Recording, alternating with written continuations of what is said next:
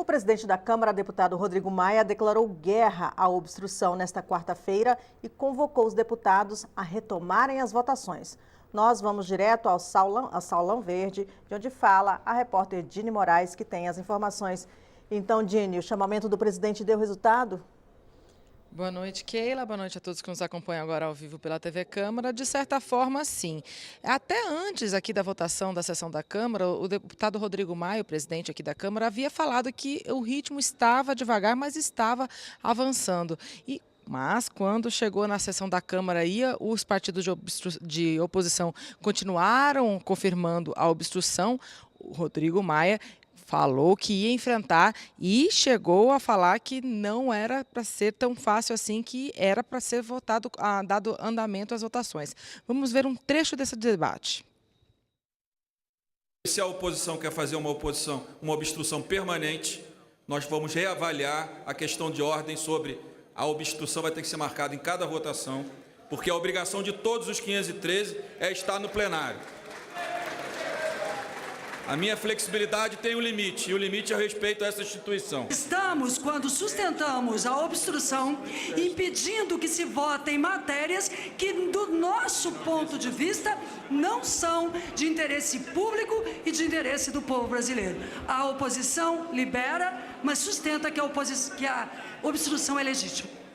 Bom, vamos rememorar aí, né? A sessão da Câmara ela começou por volta das 9h30, durou mais de 3 horas.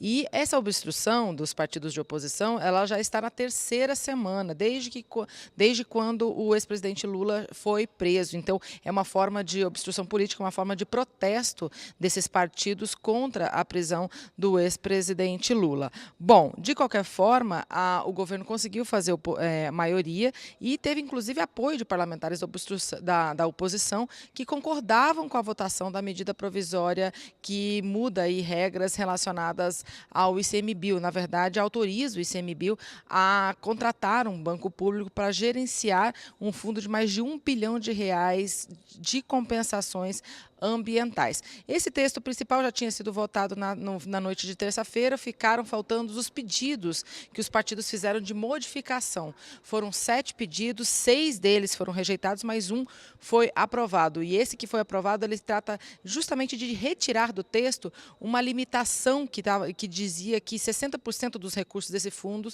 deveriam ser utilizados na regularização de terras, obviamente, relacionadas às unidades de conservação. Essa limitação já existe hoje, mas não existe dentro de lei, existe uma regulamentação, e é até maior, para você ter uma ideia, de 70%. Então, houve um acordo aí entre oposição e governo para que se retire isso do texto e vai continuar valendo, então, essa regulamentação fora da lei. Mas, olha, Keila, teve também medidas do Congresso Nacional, teve sessão do Congresso Nacional, e também permeada por esse clima político de embate entre oposição e governistas. Na verdade, é mais os pró e contra a prisão do Lula. Bom, enfim, na sessão do Congresso Nacional, os deputados e senadores aprovaram 4 iniciativas do governo, foram 3 projetos relacionados a questões orçamentárias que envolveram cerca de R$8 bilhões. O projeto que mais gerou discussão nesse caso da sessão do Congresso Nacional era um que mexia, inclusive, em ações, retirava dinheiro de ações que foram indicadas por bancadas e por comissões de parlamentares. Depois de muita conversa, de negociação, o relator da proposta, o deputado Cacá Leão, do PP da Bahia, ele manteve mais de R$1 bilhão em ações que estavam antes previstas e deixaram de ser canceladas, e esse acordo aí possibilitou a aprovação do projeto. Entre as ações que foram mantidas são obras do DANIT em rodovias federais, ações do INCRA de reforma agrária e também ações de combate à violência contra a mulher. Bom, a gente pode ver um pouquinho do que foi a sessão do Congresso Nacional agora na reportagem. A sessão do Congresso começou pela votação de um item relacionado à lei que reformulou o Programa Nacional de Microcrédito, mais precisamente sobre as linhas especiais que usam dinheiro do FAT, Fundo de Amparo ao Trabalhador. Recursos para a compra de estoque ou renovação de frota de táxi são exemplos de empréstimos deste tipo. Pelo texto, os juros cobrados nesses casos poderiam ser de, no máximo, 2% ao mês.